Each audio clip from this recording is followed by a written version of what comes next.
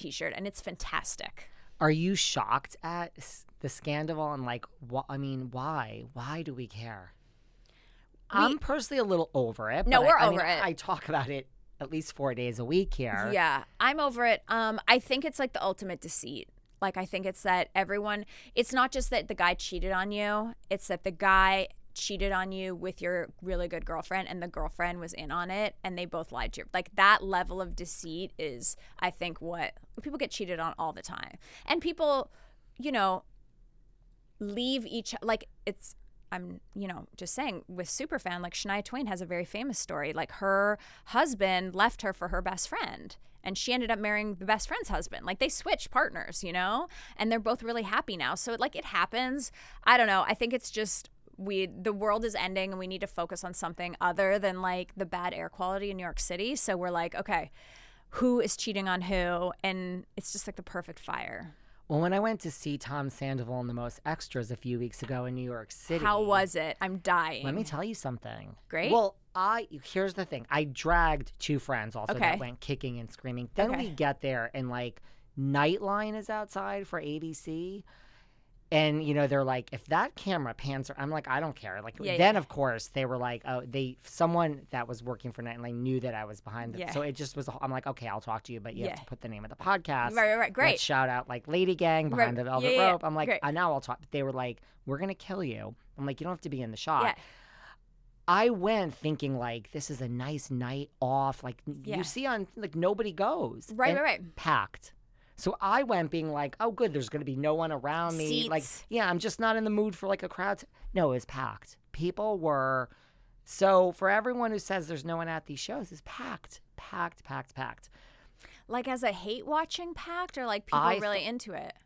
You know what it is? So the friends I brought, so when it was over, first of all, I was like, they're not going to last this whole time.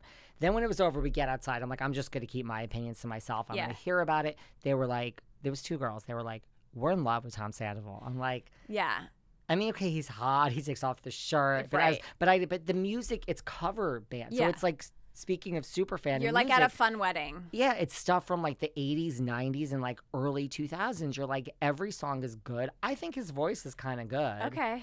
But when wow, you should clip this and send it to him and be like, I support you. Come on my podcast.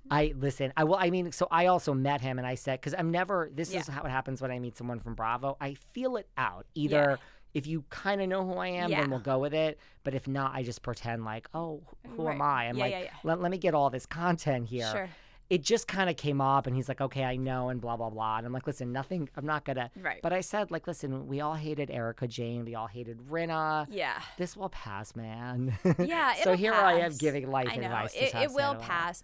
I just am so glad. Like, all I feel about Tom is that I'm so glad that I didn't get what I wanted from a relationship in my 20s. Like, he is the epitome of like the kind of guy that I loved throughout my 20s, and I'm so glad I didn't marry, because it's like it's too old, too much, too fuckboy to be like an adult. And I feel like I'm glad I like went up to the next level of man, but I understand why people are so attracted to him. Yeah, I get like, it. I'm over that phase where I'm like, this is just nothing for me. I'm like, I need you to have a real job, and I need you to like, you know, but for people, I get it. Like, I get it. But I'm also like very cringy about it. It's like you're a Hollywood stereotype. You're 40-something, right? The cover band. Right. It's like still trying to make it. Like, here's the thing. If he wasn't on Vanderpump Rules, you're like, oh my God. You would be like, ugh. Yeah. Like, So I don't know. I you mean, could it's still like, be that. I don't know. I can't with the mustache and the puka the puka necklace. Like, it's a lot of like, just, it feels very 20s to me, and I'm like old lady now, so I'm looking for like, do you have like gray hair and like a private jet? Like, that's what I'm interested in. Yes. I'm like okay with that myself, you know? I'm like, oh, I don't actually want to see your cover band on a Tuesday. I would like to go to Barcelona. Well, that's why I went. I'm like, what a lovely evening. Yeah, like, yeah, I didn't realize so this was chill. going to be like a crowded Madhouse. concert Oh my where it was God. like, so I'm glad you went though, because you know what? Everyone's talking shit. I like that you like went and you're like, let me investigate, and I appreciate that. You go to Homeless Not Toothless. You go like, You're I'm doing like the Lord's boots on, work. Yes, Boots, I'm like on the boots on the ground. I'll tell you what's really happening. Yeah, I love that. But I think, first of all, Andy is over being mad at you and thinking you're a bad host, listen, I think you'd be a great housewife. I'm just going to put it out there. See, you don't think you would talk behind someone's back, but say that you were here with Garcelle right now, she would say, did you hear what Sutton said about you, Keltie? Right. And you would say, well, what did she say? She's a lovely beautiful, woman. Lovely, nice. And she would say, she said the following 7 things about you, and you'd be sitting right there and you'd be like, oh, fuck that. Yeah. No, I know. I'm not there yet. I'm actually hoping that I could work less in the future. So let's let Superfan be a huge hit, and I'll come back to LA once a year from my compound in Medellin, and I will film an episode, and then I'll take off again. But do you mean that? We can definitely do that, because I saw some interview with you in preparation for this, and I'm like, oh my God, we are like separated at birth. You were saying like, and I'm literally the exact same way, that like if you have, 2 jobs you're up for, you want 10 jobs, even though you only have time for 3 jobs. Yes. And I'm like, I don't need to listen to anything else you have to say. Yes. Like, I get it. Then I did listen to everything else you had to say. And like, what is with us? Like, do we not get enough love when we're young? For sure. Like, what is it? Because I was like a straight A, like this was always me. We're overachievers, and we find satisfaction through the acceptance from others, and that is what Hollywood is filled with, and that's why everyone's so nuts. And I guess then we're in the right business, even though we really should, because I'd like to work less myself. Yeah, I feel like I'm in the right business.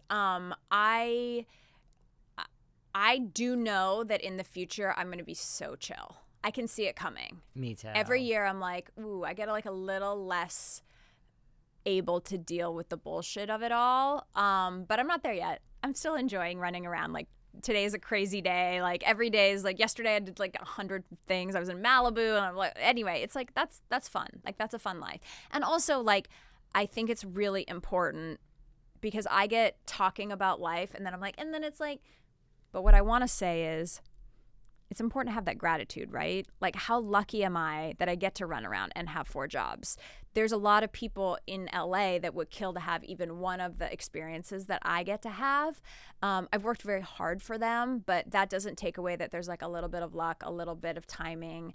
And so I don't want to be like, oh God, I have so many jobs, I want to get out of here. Like, I'm very thankful. I'm very thankful that they called me to work at E! I'm very thankful that Superfan's happening. I love our podcast. I love those ladies. I love working with them. Like, I feel very happy at this point in my life, and I feel a lot of gratitude to the people that have like taken a tiny chance on me.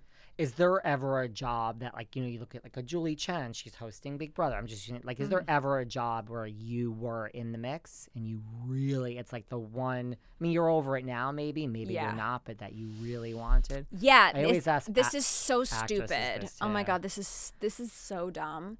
When I was first starting out, Amy, I'm so sorry. I'm the girl who ended up getting it. I was first starting out, and I was on The Insider, and I just started TV hosting. And somehow I was up for a show. I can't even remember what network it was on. I think it lasted 2 seasons. It was called Naked Dating.